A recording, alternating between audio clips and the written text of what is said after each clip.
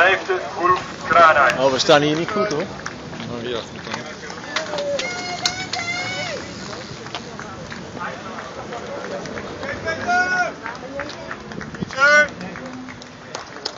Das war das 3-Stunden-Rennen. Ein herzlichen Glückwunsch an Daniel Feld zum verlegenen Sieg mit 13 Runden Vorsprung, eine Durchschnittsgeschwindigkeit von 39 km/h, eine Geschwindigkeit, die er sonst nicht vergessen, sonst hat er eine 50, aber bei dieser Strecke 39 km/h eine sehr hohe Geschwindigkeit. Imtes Ibrahim auf Platz 2, Theo von Ampel auf 3, gefolgt von Bernhard Föhler und Wolf Kranijn.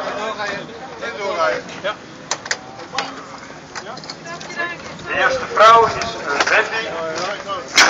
Daarmee was ze ook de enige, maar ja, dan ben je wel meteen de snelste. Graai hoor. Lorenzo!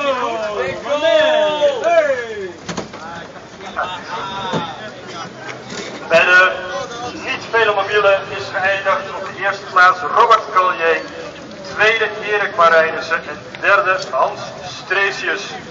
De eerste ongestroomlijnd is Guido Metters en de tweede ongestroomlijnd is Pieter Hollebrands.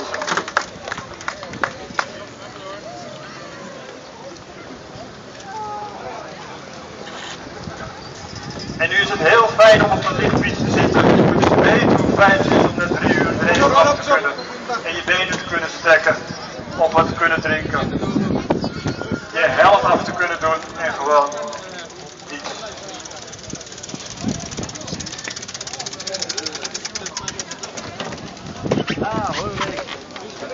Herzlichen Glückwunsch.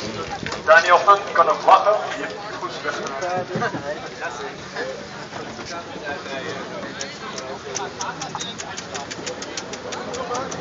Wir sehen beim Ausgang zum Fahrerlager viele sich ausruhen. Rudi Kuhls kommt nur langsam rein. Hans Stresius ruht sich auch aus. Wendy hat schon